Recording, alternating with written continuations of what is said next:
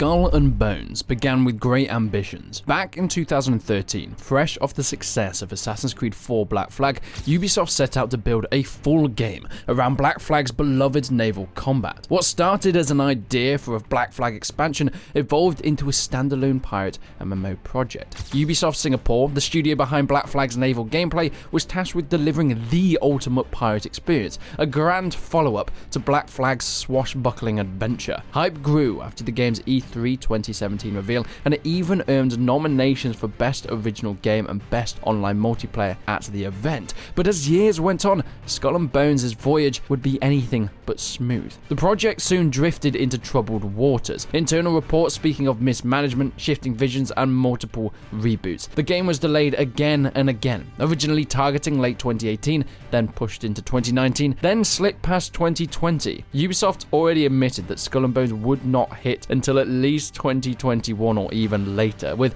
a new vision leading into further retooling and more studios being brought in to help. Lead designers and directors left the project amid turmoil, and in total, the game was delayed at least 6 times over its 11-year development saga. As one development quipped, if Skull and Bones was being developed by a competitor, it would have been killed 10 times already. But Ubisoft kept it alive. Why not cancel it? Ubisoft reportedly just couldn't scuttle Skull and Bones, thanks to the deal with the Singaporean government. The studio received generous subsidies on conditions that it delivered an original new game. You see, companies and countries do this into trying to get game developers to set shop within the countries themselves, essentially, though, forcing Ubisoft to finish and release Skull and Bones rather than just cancel it. This kept the project afloat even as it blew past budgets. So by 2021, development cost had already exceeded 120 million. Insiders later claiming the decade-long development might have cost Ubisoft well over 200 million and possibly far, far more. The Ubisoft CEO, Yves Guillemot, said Skull and Bones was positioned as a quadruple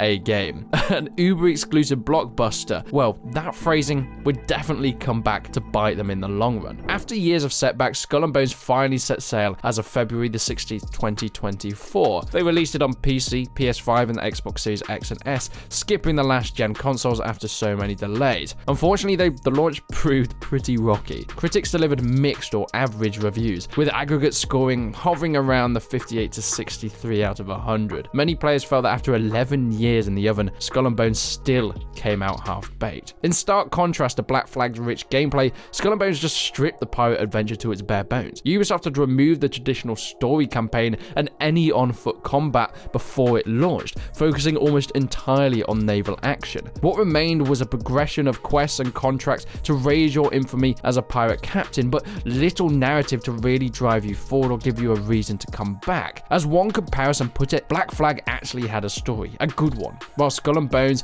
despite being touted as a quadruple A release, stripped itself bare. The result was game critics calling it exceptionally boring and dull. The naval combat itself was unimaginative and felt incredibly arcadey. For a game that was based around only sailing on a ship, there was just nothing that felt like enough time and effort had been put into what the main mechanics were supposed to be. Players and reviewers alike complained of repetitive grinds. Early missions mostly involved fetch quests and cargo deliveries with little variety. An extremely grindy version of Black Flag with plenty of microtransactions. Indeed, despite charging the full $70 up front, Ubisoft filled the games with live service features, an in-game store, premium currencies, and even a battle pass system at launch. Well, this didn't sit well with players, considering the overall content felt sparse. There was no ability to leave your ship for open exploration, no swashbuckling sword fights, and boarding an enemy vessel was just a canned cutscene, not even an interactive battle. The expansive on-land freedom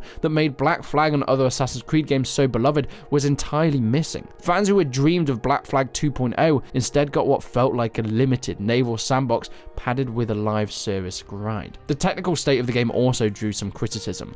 Though it wasn't a cyberpunk level of disaster by any means, it was generally stable, but many quality of life issues and bugs lurked beneath the surface. Ubisoft's own developers acknowledged that some systems buckled once large numbers of players hit the live servers, leading to pesky bugs like weapons failing to fire after certain actions. These weren't caught in testing, even despite the huge budget. And this would mean serious patching was on its way. Sales and player counts initially underscored the uphill battle. In the UK, Skull and Bones debuted only 4th on the weekly chart, selling less than 1/4 of what Rare's Sea of Thieves game managed in its 2018 launch. Ubisoft offered an 8-hour free trial around release, and between buyers and free trial players, the game amassed around 850,000 players within its first week, but engagement dropped off so fast. After that early curiosity phase, 1 month post-release, concurrent player counts were already dwindling. By the end of 2024, the game was peaking at under 200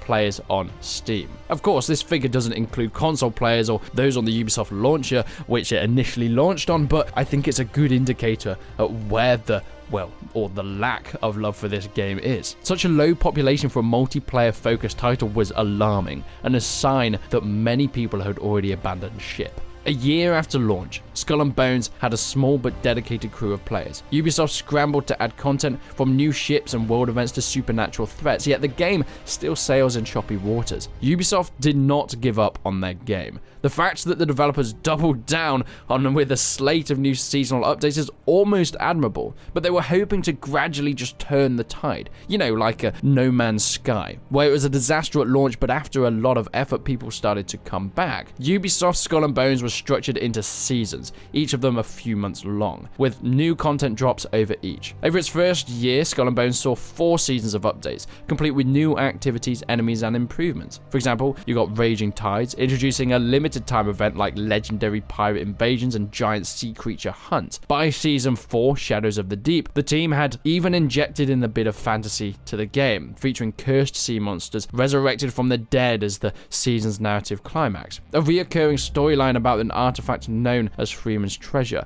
and a villainous pirate named Vikram Rajan. This gave year 1 a loose plot through its seasonal events, but it still wasn't a full story campaign. It was an attempt to do something in terms of the lore, but my god, was it still an ongoing grind. Alongside new content, Ubisoft spent much of the first year patching bugs and refining systems. They acknowledged that many issues only became apparent once real players were roaming around the game itself, which doesn't necessarily make that much sense because you had 11 years to make this game. One candid letter to the community, the producers admitted some things didn't unfold as we'd envisioned at launch. During the final season of year 1, the team had delivered 16 hotfix patches in 13 weeks, smashing over 500 bugs and glitches. Earlier seasons had also had frequent patches, reflecting the developer actually trying to do something. And bit by bit, Ubisoft was trying to patch the leaky hull that was Skull and Bones. Despite these efforts though, Skull and Bones still struggles to grow its audience. The remaining community, while small, proved to be passionate though, organizing Reddit and Discord to share feedback and celebrating progress. Some older players praised the improved stability and the trickle of new content, hopeful that year 2 could finally flesh out the experience, and Ubisoft has signaled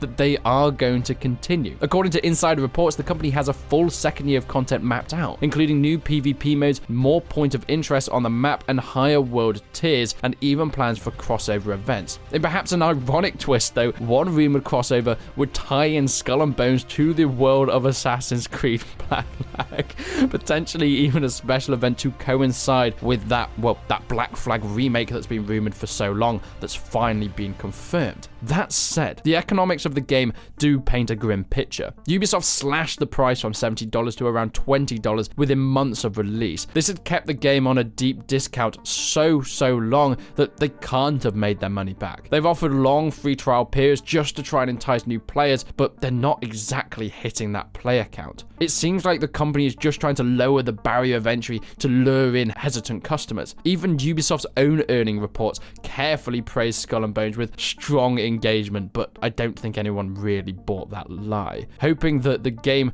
would see more players come in the coming months. As 1 year post-launch, Skull and Bones finds itself in a precarious state. It's a live service game with a tiny player base, a quadruple A project that became a financial albatross, a game intended to launch a new franchise that instead became an industry cautionary tale, and yet Ubisoft still hasn't abandoned it. What is their strategy? And is there hope that Skull and Bones can recover and be repositioned in the gaming landscape? By all accounts, Ubisoft is continuing support into year 2. Despite axing underperforming projects in the past like X Defiant, Ubisoft has kept Skull and Bones active. Developers have outlined ambitious plans for the year ahead with more seasons of content. Leaks suggesting year 2 will introduce PvP modes, things that people actually wanted at launch, and of course, well, new areas and points of interest to discover, higher difficulty tiers giving veterans a fresh challenge. The company appears to be treating Skull and Bones as a live service that could potentially find a second life through updates. You know, something that we have seen is the aforementioned No Man's Sky or Rainbow Six Siege, which also had rough starts but turned things around. However, continuing to pour resources into Skull and Bones is a definite risky call. Some analysts view it as a sunk cost fallacy. Ubisoft has spent so much on this project that they can't bear to let it die, even if the prospects of a turnaround is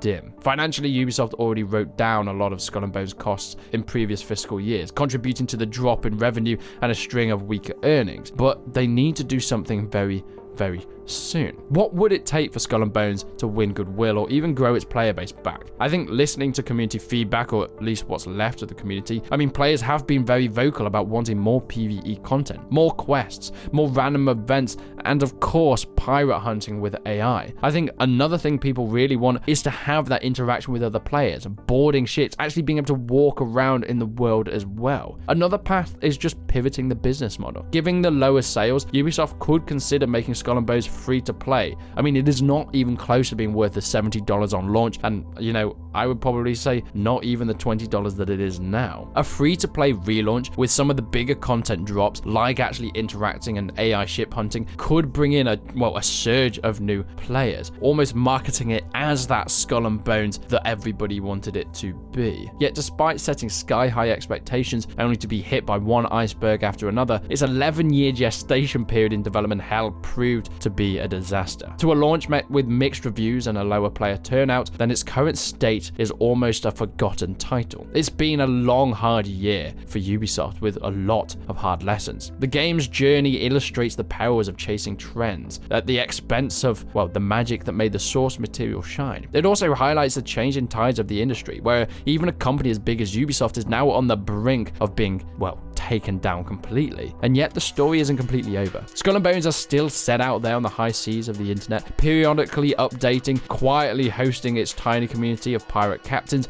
and it's a tale that stands as somewhat of a cautionary example of how even the mightiest development treasures can turn into fool's gold, but also a testament to the idea that a comeback is never impossible. Just remember, everybody thought that No Man's Sky was dead in the dirt and there was no way anybody could ever come back to that title. Yet now, No Man's Sky is one of the most beloved and biggest games in the industry. Whether Skull and Bones finds that elusive redemption or even continues to drift off into uncharted waters will depend on the course of Ubisoft in the months ahead. Will it ultimately sink? Well, Skull and Bones is still sailing on, battered but not completely broken. A stark reminder that in the world of game development, not all treasure is silver and gold.